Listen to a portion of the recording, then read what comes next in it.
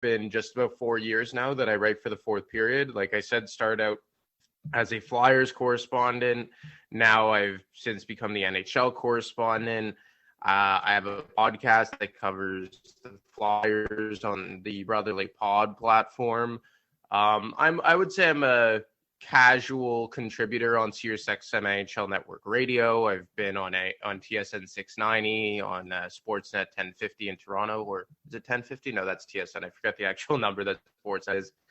But No 590 The Fan. That's it. There you go, yeah. 590 The Fan. So, look, it's been like a slow, methodical process, that's for sure. And there still is a lot of work for me to go. I'm not out of the woods by any stretch of the imagination, but it's been a lot of fun, and I'm looking forward to the future. I was going to ask you, a lot has changed, obviously, between the Canadiens and Flyers rivalry over the years. And I think we definitely got a glimpse of how things have kind of developed in the last time these teams met in the second round of the playoffs during the bubble, and sort of how the Flyers compare to the Canadiens. How do you think they stand nowadays in terms of being a rivalry between two teams, considering the Flyers are more based on depth, something that the Canadiens definitely used a lot as they rode their way to the Stanley Cup final this past playoffs? Well, it's crazy, right? Because if you go historically, there is a long list of, big moments. A lot of people will tell you, for those who watched in the 1970s, that the Canadiens were the ones who kind of effectively ended the Broad Street Bullies when Larry Robinson crushed Gary Dornhofer on the boards and then pounded Dave Schultz's face in. Or that you have the infamous brawl before the game even started in the playoffs. And you get more modern times, and to your point, Scott, the Flyers and the Habs have played 3 times in the playoffs since the 2005 NHL lockout. I will say the Flyers have won all 3 of those series. But just a little shot. But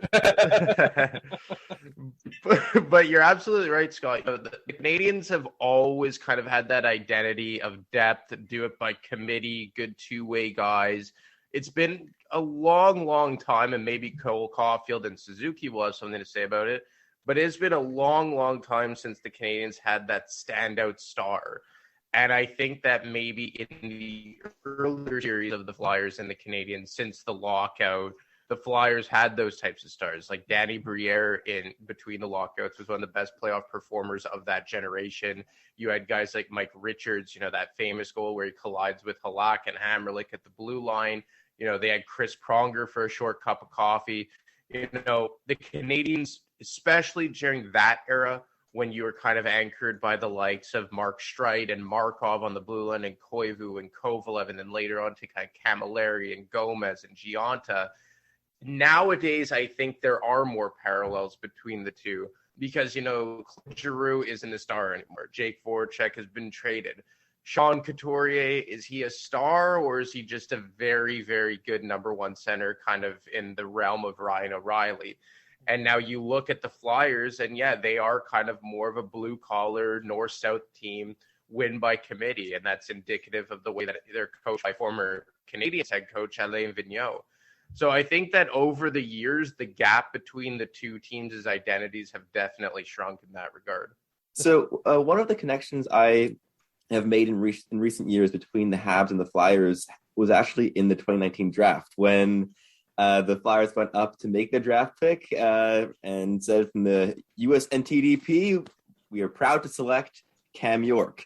And there's this famous video that's been shared a bunch on Twitter of like a Flyers fan bar and like their reaction to the pick. And it's spectacular to watch, right? It's like this huge uproar of celebration when they hear the US NTDP knowing, we got Cole Caulfield. And then Cam York, everyone's like, no! And I just want to like, ask me your insight and like your opinion of like how that day went, because us Habs fans were like so over the moon of seeing Caulfield drop and then having us pick him. Like it was almost across the board, despite the height, despite everything. Almost every single Habs fan was absolutely over the moon of getting this generational goal scorer. Yeah, no, for sure. And the Flyers have been long starved for a pure sniper like Cole Caulfield. So when Chuck Fletcher passed on him it was really a shock. And to this day, you still see the debate amongst the Flyers fans complaining about it, rightfully so. Cam York has played, 2 games in the NHL, and Cole Caulfield was arguably the best forward for the Canadiens in their Stanley Cup final run. That being said, I asked assistant general manager, Brent Flair, about this a couple months back when I spoke to him. And, obviously it's hard to defend passing on that pick when Cam York has yet to really establish himself in the NHL. But the way he explained it to me is that they looked at their organizational depth, right? And for a long time, the Flyers' best position has been their right wing. And now Voracek has since been traded, but you look at guys who play that right side: Travis Konechny, Wade Allison, Cam Atkinson, Nicolas Aube-Kubel. Those are their 4 right wings in the here and now. Then you look in their system. They have Bobby Brink. All right, so we had a little bit of technical difficulties. Anthony lost connection, so you might hear a different quality of voice. So don't worry, it's not because he has one of those modified voice boxes or something. So Anthony, before we got cut off, you were talking about Bobby Brink and the rest of the prospect on the Flyers roster. Yeah, I'm really making a good first impression, guys? But anyway, yeah, I'll get Spectacular, dude. Well, I'll get back on track. So all this to say, the Flyers have a lot of organizational depth at that right wing position. Now, that being said, quote unquote depth means a whole lot of nothing if they don't succeed at the NHL level. And that's what's happening with Cole Caulfield. But in terms of, let's say, a guy like Cam York, a left shot defenseman, still in an entry-level contract, and now you see the Flyers really fast-tracking to a cap crunch on that blue line, having a defenseman still in an ELC who could maybe theoretically step into a second or third pair role between now and next season is very beneficial. The Flyers, I think Ivan Provorov is going to be their number one guy for a long time. They just acquired Ryan Ellis. He's going to be alongside Provorov on that top pair. But a guy like Travis Sanheim, who just got a 2-year contract extension, he may become a cap casualty sooner rather than later. A guy like Keith Yandel, brought in on a 1-year, $850,000 deal. You have to think that after this season, he won't be back. So while in the short term, it's kind of understandable why a lot of Flyers fans would be very, very upset that they did pass out a guy like Cole Caulfield, who has already had so much success at the NHL level at such a young age. I think that in due time, it will pay off a lot that the Flyers elected to go with a guy like Cam York based on their organizational depth at each respective positions. I think one of the biggest standouts on the Flyers roster is obviously, if you look at the defensive squad, the top 6 is going most, unless, injury, barring any injury and whatnot, the top 6 is going to look like Justin Braun, Ryan Ellis, Ivan Provorov, Rasmus Ristolainen, Travis Sanheim, and Keith Yandel. I mean, that's nothing to spit on. I mean, that's obviously there's going to be a lot, there's try to generate a lot more offense, from the back end. But now the question at the same time is going to be between the pipes. And here's something that our own Joshua Rosa asked me to ask you directly, Anthony. Carter Hart. I mean, first of all, I know he's going to have a different backup with Martin Jones, who's obviously going to be pushing and putting some pressure on him to actually get more starts. But what happened with Carter Hart last year? And do you think he's actually going to have a bounce back season with the type of blue line squad that he has in front of him? Well, look, there's no secret. The Flyers had almost historically bad goaltending last year. Like, even if you go by, a lot of advanced metrics that kind of account for bad defense, Carter Hart was really, really bad.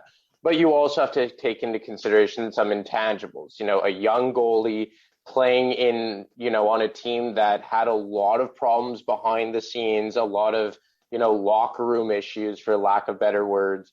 Living on your own. He was 21 years old last year, 22, living on your own in Philadelphia. He's from Western Canada, and, you're basically going from the rink to your apartment, And then on the flip side, to your point, the defense was just an absolute tire fire last year for the Flyers.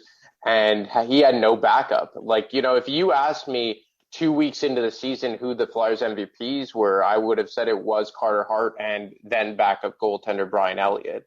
But as the season went on and the defense continued to deteriorate, as did the goalies, I think Carter Hart is going to be fine. We've seen young goaltenders have hiccups so many times in their careers. Marc-Andre Fleury, Carey Price, like, it isn't a foreign concept that development doesn't stay linear specifically for goaltenders. Now, that being said, this is a very, very important year for Carter Hart. They bring in a guy like Martin Jones, who is an upgrade on Brian Elliott, just in terms of the fact that he probably is more durable and can play more than 2 or 3 games without getting injured.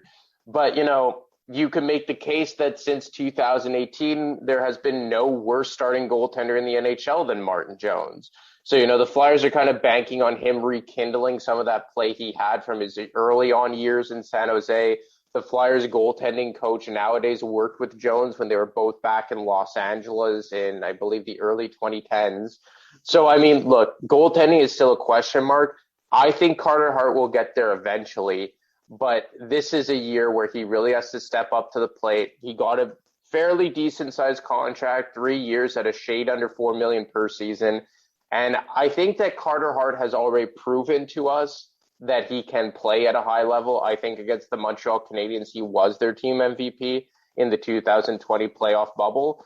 But, he has a lot to prove after this year. I think he'll get there, especially with an improved defense. But the time is now for Carter Hart. Oh, absolutely! Like, the ceiling is so high on him, and I saw the Martin Jones signing almost like when the Canadiens got Jake Allen. Maybe not of that same level, but more and more teams are seem to be relying on that goalie tandem that seems going to be able to split more games instead of having that one goaltender goaltend 70 games, for example, and the rest just gets a handful.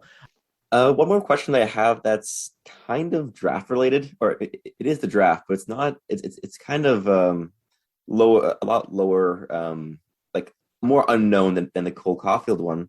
Is for 3 consecutive seasons, the Habs and Flyers swapped 7th round picks of the Habs sending in a 7th of the next draft to get a 7th, and the 3 prospects that Montreal got in those trades were Caden Primo, who is a legit goalie prospect, Brett Stapley, who could be a 4th line center down the road. He's doing decently well in the NCAA, and Rafael Harvey-Pinard, who is one of our favorites on this podcast, just hardworking. He is likely going to make the NHL at some point in some regard because he's going to work hard enough to make it somehow. And just wanted to hear like a Flyers fan perspective of like that weird thing of just constantly swapping 7th round draft picks. Well, it definitely was funny because, like you said, it was like 3 years running where they would just swap the bottom pick in the draft for, in a lot of ways. We have a thing going on, apparently. Yeah, exactly. And I guess, look, it worked out for the Montreal Canadiens, specifically with Caden Primo. But you also have to understand, Sebastian, is that during the Ron Hextall era from 2014 to late 2018, all the Flyers did was draft. And in a lot of ways, he drafted strictly average. So when you look at the Flyers system, they have a lot of mediocre to average prospects who can theoretically come in and carve out a spot on the team's bottom defensive pairing or 4th line. And then, specifically goaltending, the Flyers have drafted a ton of goaltenders with decent ceilings that kind of maybe rival that of Caden Primo, like guys like Samuel Urson and Kirill Istamenko and Felix Sandstrom, in addition to Carter Hart, another guy, Ivan Fedotov. So, and then, like I said, you have so many of these prospects like Maxim Shushko and Isaac Ratcliffe and Noah Cates and Connor Bunnaman and then Tanner Lazinski, like all these guys who, they're nice players, but in the grand scheme of things, what are they going to be? Best case, everyday 4th liners, which, depending who you ask, and I'll use me specifically, I prefer veterans on that 4th line. And I think the Montreal Canadiens are indicative of what good 4th line veterans players can be. What happened in the playoffs with Corey Perry and Joel Armia and Eric Stahl. that's just my preference. So do I constantly want to be filtering, young guys in their early 20s in and out of a fourth line when you're trying to have cup aspirations? I mean, it's highly debatable. So, I mean, aside from it being just kind of funny that it was like a running theme for 3 years